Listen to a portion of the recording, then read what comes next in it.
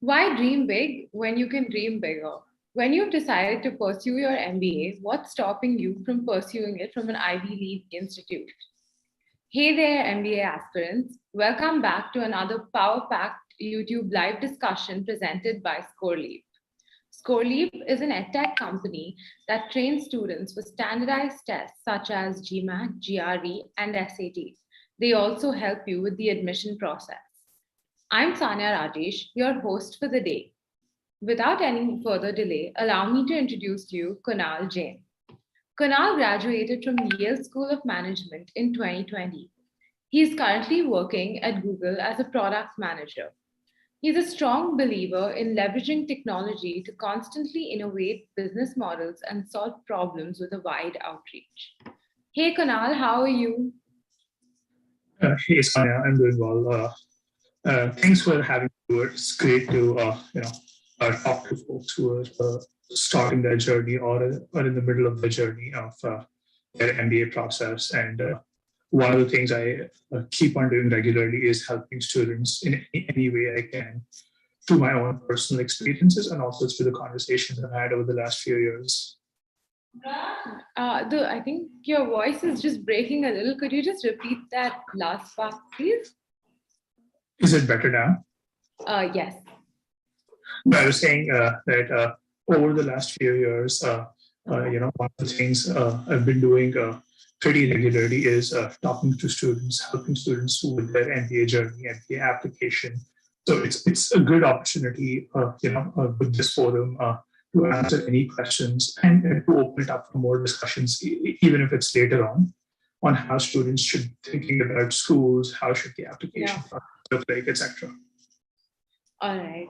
Well, before we get started, I would like to announce that the last 15 minutes is for an audience Q&A session. So audience, please feel free to drop all your queries in the chat section below, and we will try to address them all based on the availability of time. And also don't forget to like and subscribe to our channel for further updates on such events. So Kunal, are you ready? Yeah, sounds good. So what was your pre-MBA profile like? Sure. Thanks for asking me the question. I graduated from Delhi College of Engineering in 2013. I then joined ITC. Specifically with ITC, I was there with personal care division, where I spent the next 3 years starting in an operations role based out of one of their manufacturing plants. But after 1 year, I transitioned into more of a product role, which was based out of their head office in Calcutta. I think the big part of ITC was just basically understanding consumer-focused businesses, and that sort of started generating my interest in consumer. But then that was also the time when sort of the whole startup ecosystem was coming into India, how technology can be applied across businesses. And I think it's around the 2016 mark when I transitioned into a startup called Fabricals. When I joined, they were super early stage. They were basically trying to solve the hospitality problem. How could we offer a standardized offering in the budget hotel segment? So basically, think of it like what Oyo was doing, but Oyo had funded billions of dollars by then. We were super early. Yeah. So actually taking the journey from 0 to 1, I was with them for about 2.5 years. And we started with about 20, 30 odd hotels, and we grew over 10x over the 2-year period. So I think that whole journey of growing the startup at the same time, seeing a lot of failures, it was a great learning experience for me. Just before coming to Yale, then I spent the last few months with a venture capital firm called Stellaris. That was basically me trying to, having been on the startup side for the longest time, trying to investors had to be on the other side and see how an investor thinks like when looking at different startups. So sort of trying to get the view of the other side. Yeah. Wow, that's really interesting. So when did you begin your whole admission process, and would you be able to walk us through the timeline of when you think one should start their GMAT prep and get to shortlisting colleges? Sure. So I think one thing which is different about applying for MBA in the US, especially if you're aspiring to apply to Ivy League schools, vis-a-vis is that GMAT is only one part of the process. You Yeah. know, the essay component and the interview component are equally big components, and they take time because essentially what you're trying to do through the essays is talk about you as a person. Uh, Started my journey at least 6+ months in advance. So I would want to say, I think, so I started at Yale in the summer of 2018. I applied in round one, which is typically the October timeframe 2017. And I started the application process early in the year. So typically around January, February is when I started the application process. I'd already taken the GMAT by then. So I would say that if you're at a stage where you're starting to think of the MBA process, take at least 6 to 10 months in hand, because the GMAT preparation takes about a couple of months, and then the whole application will be about 6 months. Mm. And I think the reason I'm saying we should be giving enough time is that when you write an essay, it's not like a sprint. You cannot have a great output of Yeah. your quality getting reflected within a week. The more you spend time on it, the more you sleep over it, it allows you to refine it. I think that's when you can get good output. Yeah, so you can think of different aspects of what to add in and everything over a longer period of time. Yeah, totally. I think the more time you allow to it, I think it's typically you're working through it. If I was working throughout my MBA application process, so what we're able to spend time on is a few hours a week. So Yeah. that's the earlier you start, the more options you have, the more you can think about it. So as I talk to aspirants who are especially at the start of the journey, and those who are looking to, let's say, apply this round one, I think now is the time they should be full on in the starting process, or should have already started by now, to apply in round one applications for the class of 2024. Yeah. Mhm. So, what colleges did you apply to, and what factors did you keep in mind while shortlisting these colleges? Sure. So I think when you talk about deciding what colleges you want to apply to, I think the I'm main. sorry, your voice is breaking a little bit. Sorry for that. Is it better now? Yeah, it's better. Okay. So I think when you think about applying to colleges, the first thing you need to answer is, what are you trying to get with the MBA? Yeah. So I'll give you an example. In my case, one of my aspirations is, currently I'm based out of the United States, but in a few years I do want to transition back to India. Yeah. So from that perspective, when I was thinking of colleges, I did look at colleges which have some brand recognition in India as well. Yeah. For example, the colleges that apply to colleges like Yale, Wharton, etc. These Yeah. are colleges which are not only great Ivy League schools in the US, but they also have a high brand recall in India as well. They have a Yeah. strong alumni network in India. Hmm. Sanya, is my voice still not clear? It's better now. It's much better now.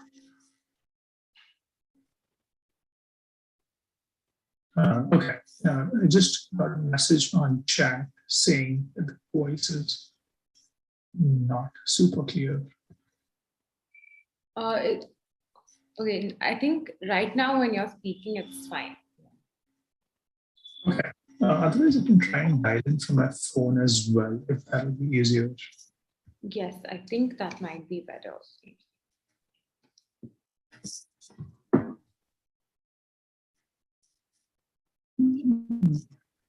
Give me a second. I'm just trying to look through the phone options.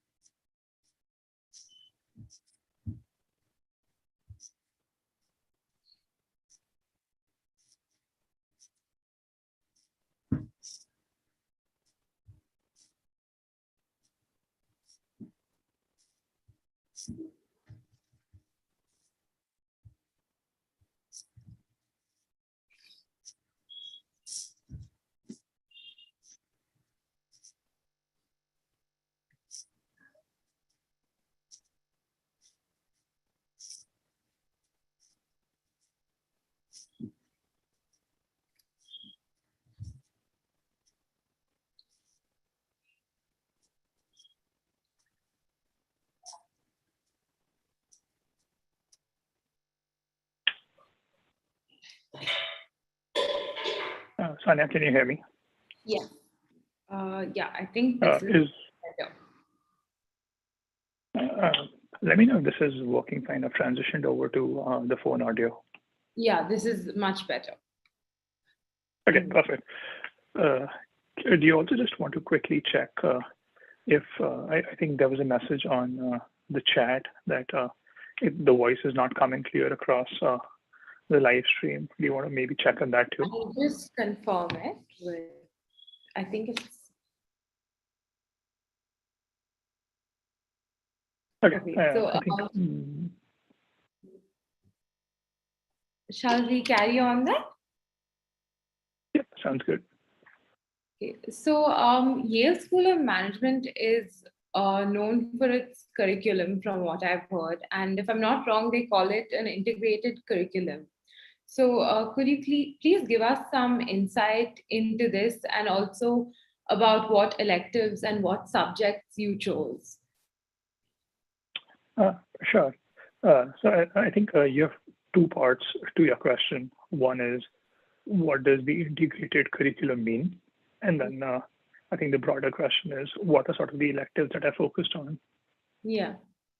So I think when I was thinking of Yale, one of the biggest factors is, I'll talk about the second question first, and then I'll come to the first question, is that this is fairly common across business schools, but at Yale specifically, is that when you're thinking of electives, you have the freedom and choice to take up electives both within the business school, but also within the broader Yale University. Okay. What that basically means is that while you continue to do all your core courses as part of the MBA and courses like strategy, marketing, etc., which are primarily MBA focused, if you have let's say you want to develop more of your data science skills, or you want to develop more of your analytical skills, then you're free to choose courses around the statistics school or the computer science school, etc. I think in my case, a couple of things that I was really interested in was, so I've always been interested about consumer tech. Now, when we think of consumer tech, it basically means understanding the consumer. So I took up an experiential learning course at Yale, which basically it's a whole semester long course, which allows you to work with real-time Fortune 500 companies and help them solve a problem. So these are very small group courses, very close interaction. Yeah. So I think that was definitely one of them which I was super interested in. I took up a course in the Yale Law School around intellectual property. So that's basically the example I was talking about, that you can take up courses outside the main business school. Yeah.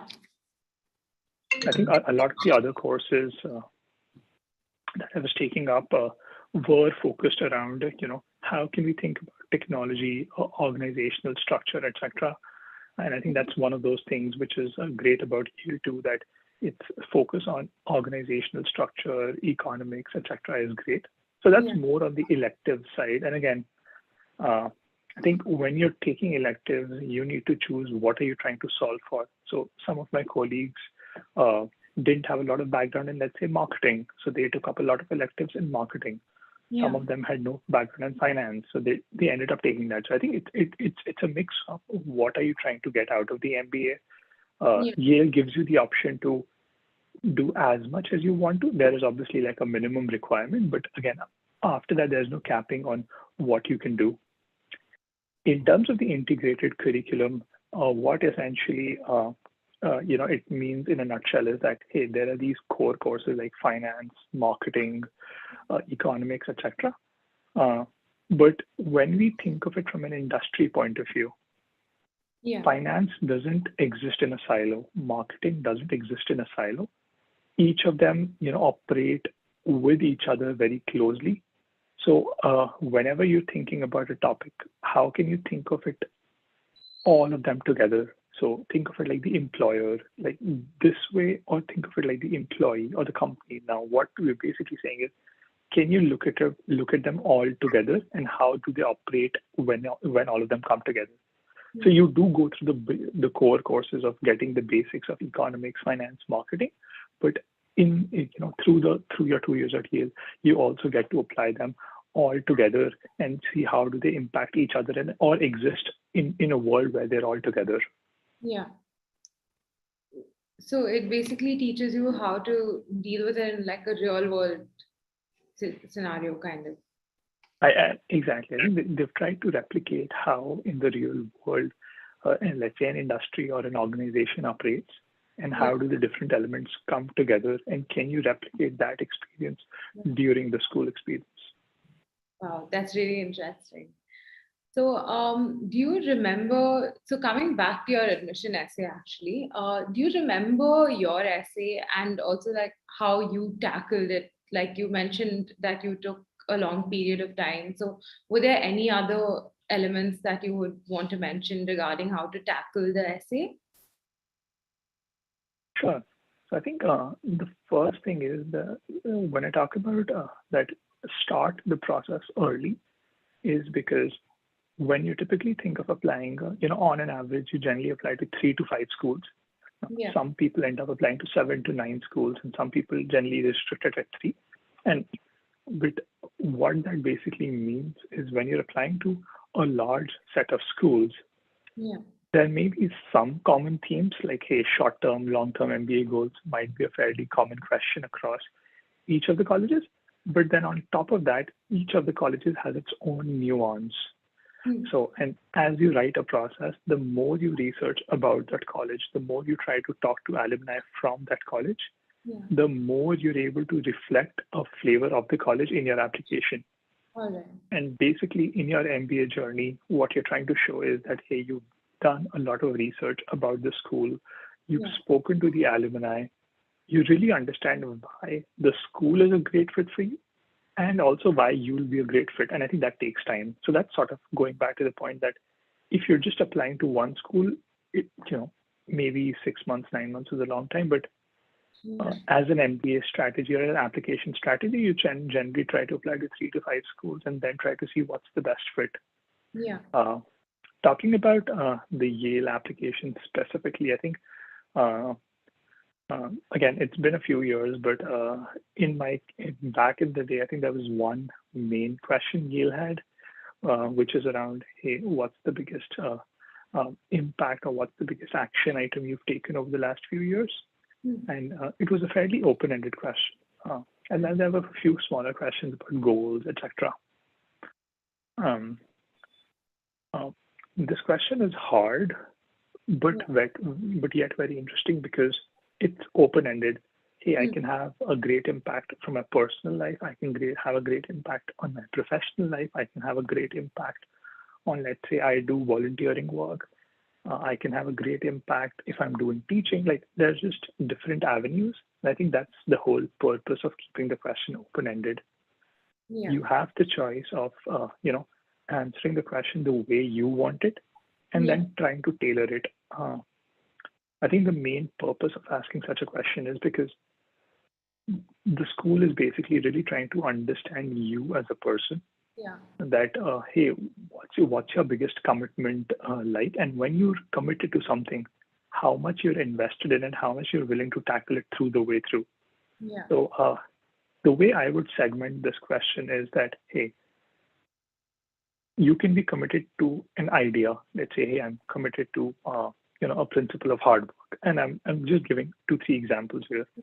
Or you can be committed to an organization. Let's say I've been working with ITC for 5 years, so I'm committed to ITC. Yeah. You can be committed to, let's say, you're doing a non-profit volunteering work. Then you're committed to that. I think the question basically means show your commitment over time. And you can do it through examples or through one big commitment. But if you've only done it for 3 months, let's say, then I would say, is that really a commitment in your 5-year time period since you graduated? Let's say you've been working for about 4 or 5 years. And if you demonstrate a commitment only over a period of 3 months, then that's more like, hey, is that, how much of a commitment can you display through that? So I think it's also a factor of how you've shown commitment over a period of time. Yeah. All right. So, so you would suggest that it be more tailored towards one specific thing rather than a bunch of things. Exactly. So, talk about, now you can talk about multiple examples in one thing. So for example, let's say, if I were to say I've been committed to, teaching the underprivileged. So that's sort of my commitment. Now I can have 2-3 examples around, hey, I was associated with this NGO called XYZ, where I spent a couple of years helping students from class 1st to 5th. And, in the last 2 years, I've been associated with another NGO called, something else. So those 2 examples are fine because both of them demonstrate your commitment to teaching. Yeah. So here, what you're saying is you're committed to the act of teaching the underprivileged to help them grow. And you've supported it with 2 different examples. So that's how I would think about it, rather than saying, hey, I've been committed to teaching, but I've also been committed to, healthcare, let's say. And then so instead of doing that, stay on one idea and then go deep into that. All right. So also, what do you think the admissions committee looks for in a candidate when they go through the applications, let's say? Sure. I would talk about this more generically across Ivy League schools. And again, take it with a grain of salt. I'm talking about this from my own personal experience. And, every year, I'm sure, tons and tons of people are applying, students are applying to these schools. Yeah.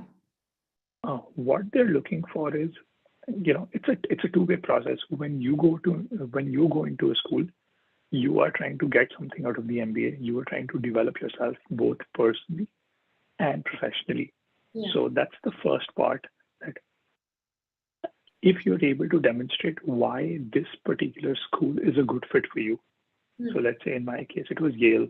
I have to demonstrate why particularly Yale will be a great experience for me. How will it help me grow as a person? Now that growth is always both personally and professionally. Yeah.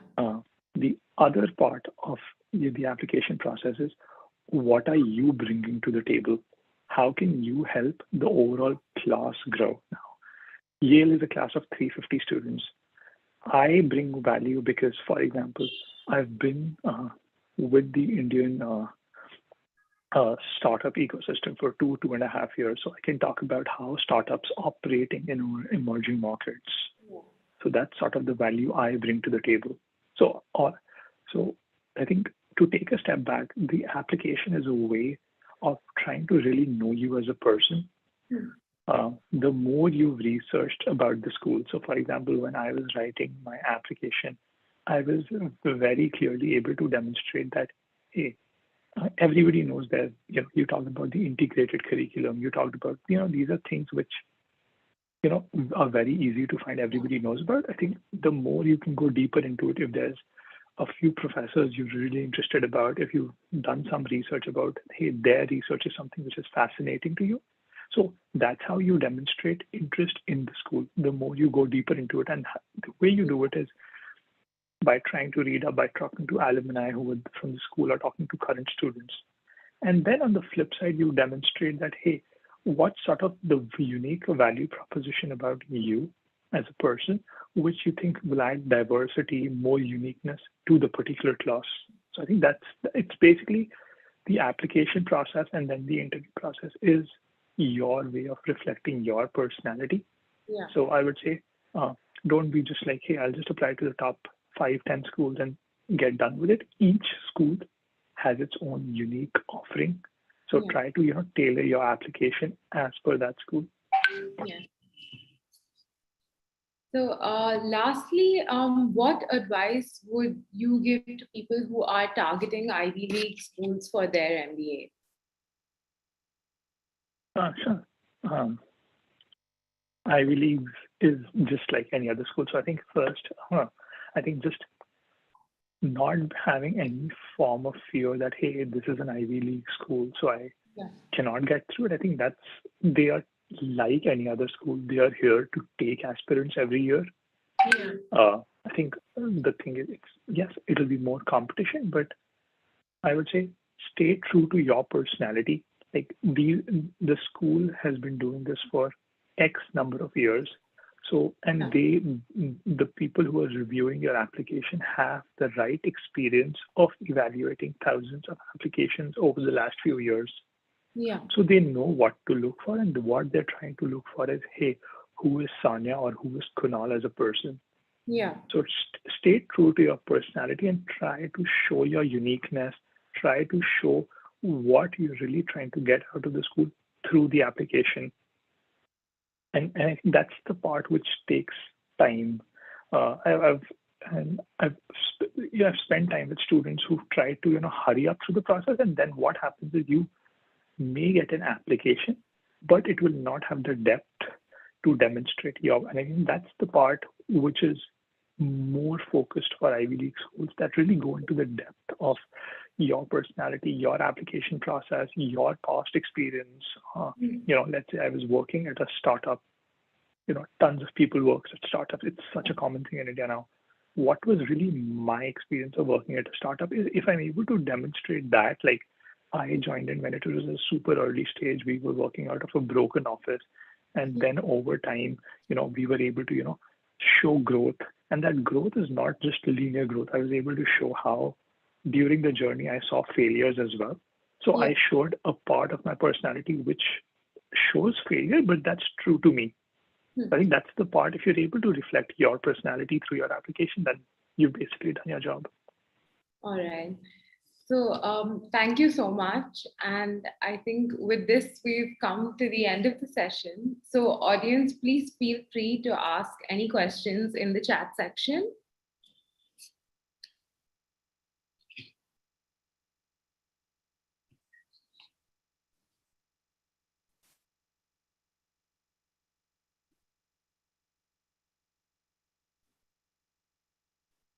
So there's one question. Can you please give me some suggestions about essays? Sure.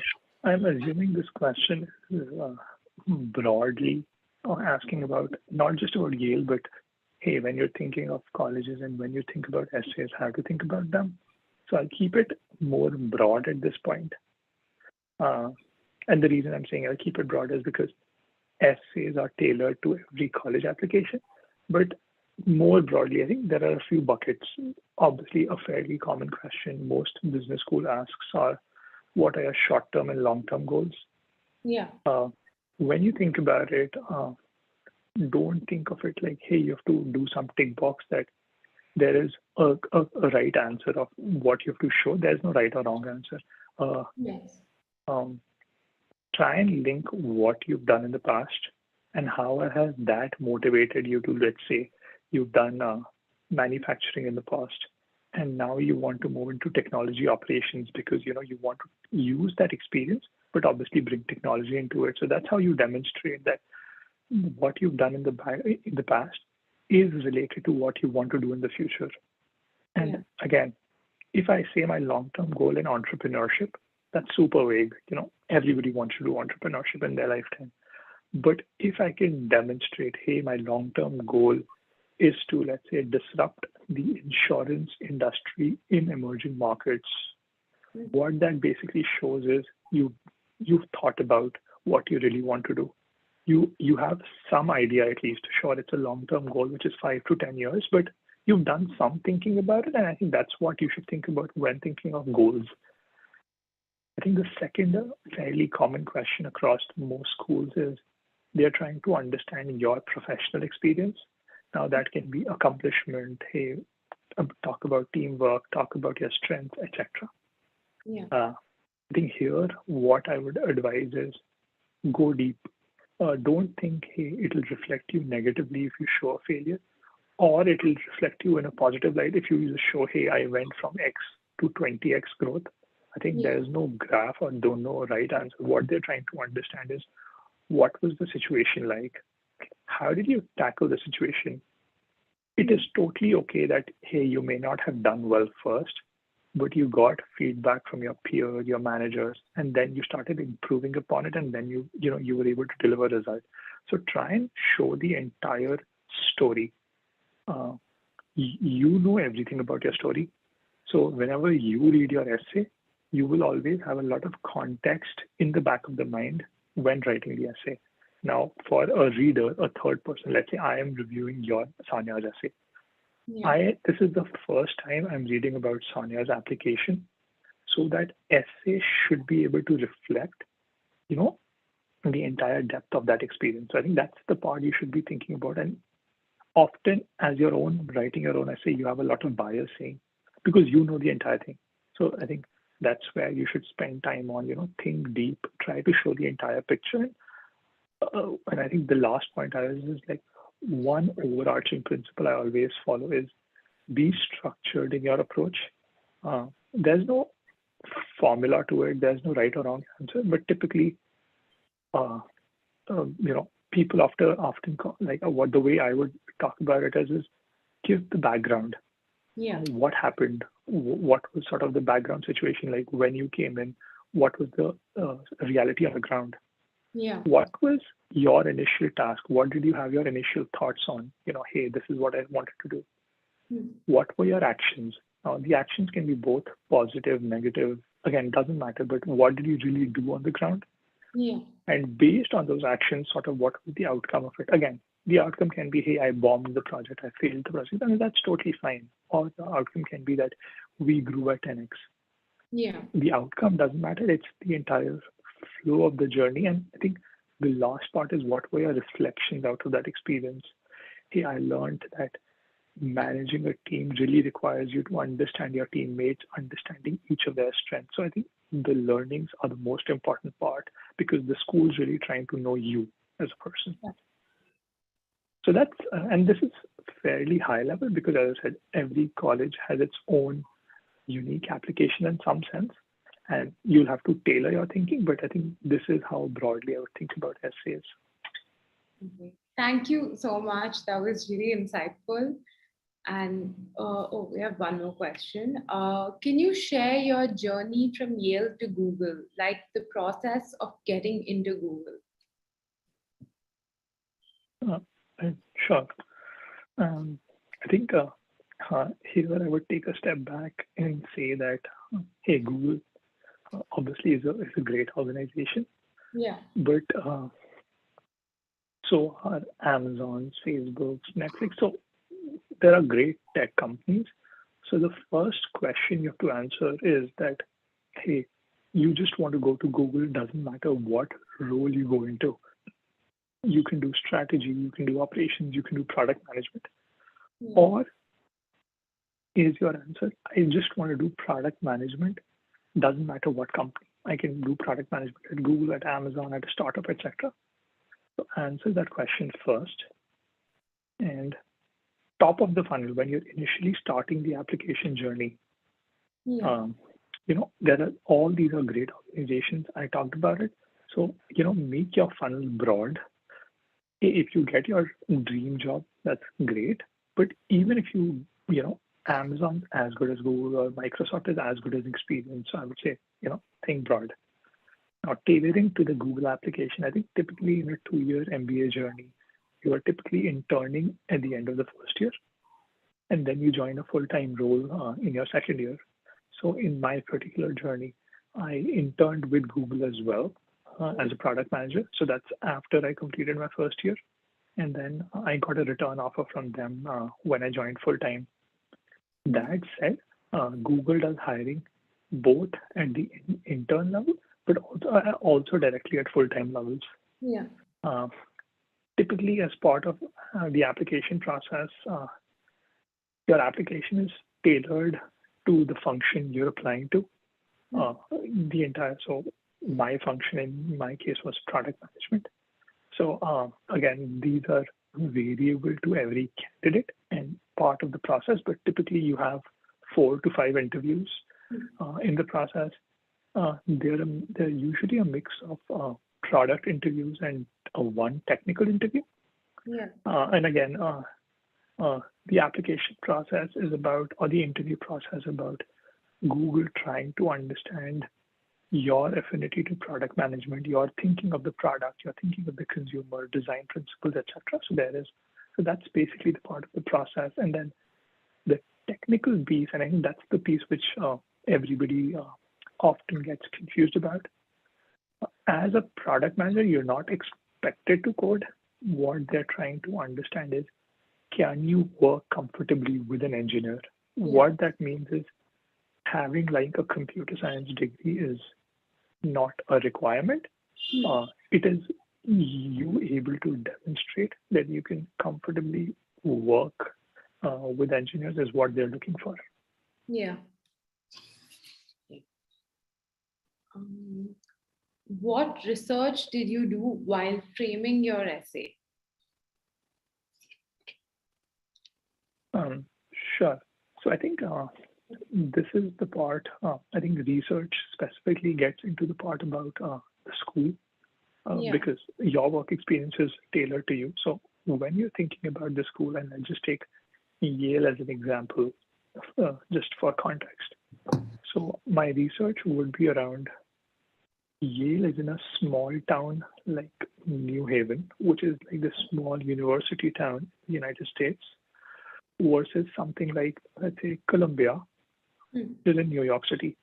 So you try and answer that, why do you want to be in a big city, or why do you want to be in a small city? So that's one part. The other part is Yale has a class size of about 350 people, whereas something like a Wharton has a class size of about 900 people. So again, you can talk about how the class size is really important to you. The third part is, as I said, the electives portion. What are you trying to get out of the school? Here, if you're able to, talk about specific electives that you've done your research about, specific professors that you're really interested in. So for example, I really want to go to Yale because these are the 2 courses which I've always been fascinated about. This or Professor XYZ's research about some particular topic is something you really connect with.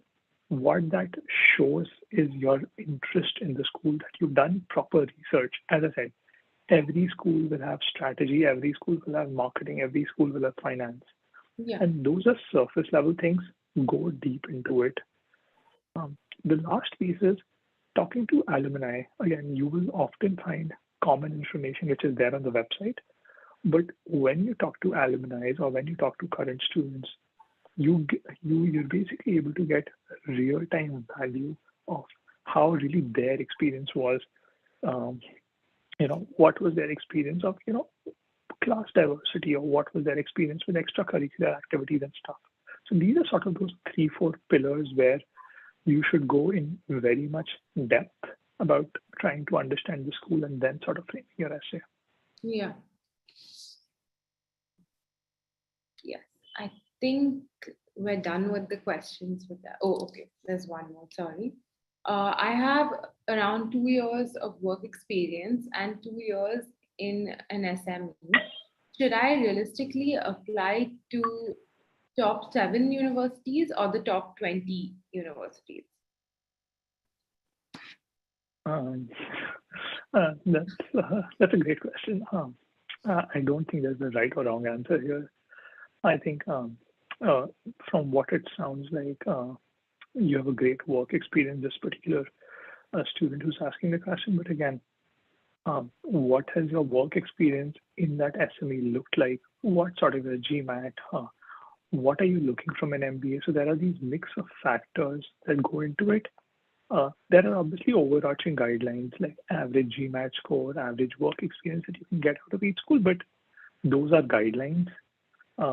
Try to see what you're really trying to get out of the MBA. Are you just, hey, if you're solving for finance or if you're solving for marketing, or what are you trying to solve for? And if you think you make a good profile, then you should apply to the top 7. Often one good strategy, and again, there's no right or wrong strategy, is that you can hedge your bets. You can have a couple of schools from the top 5, some schools from the top 20. So this way it's a good mix of schools too.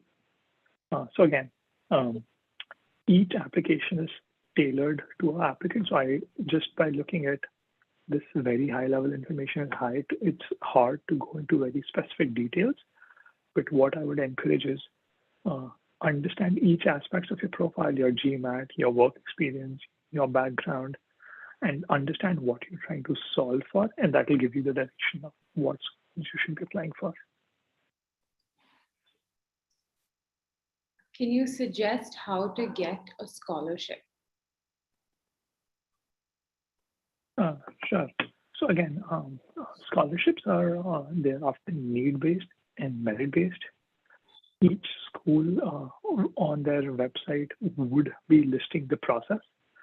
Sometimes school may ask for separate essays for scholarships. Sometimes if there are financial aids, they may ask for a financial background. Or if they're merit-based, they'll just consider your application for a scholarship itself. So again, whichever school you're applying to, find out what their scholarship process is. If you don't find information on the website, you can always reach out to the admissions team.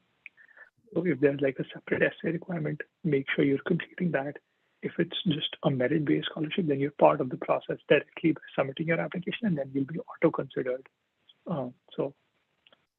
To answer your question, it is very much tailored to the school. Find out what the scholarship is about and then go about it. Well, thank you so much, Kunal. It was great speaking to you. And thank you, Scoreleap, for organizing such an interesting session for us. I've definitely learned a lot from it, and I hope everyone watching has as well. Thank you so much, audience, for joining us, and have a wonderful week. Thanks, everyone.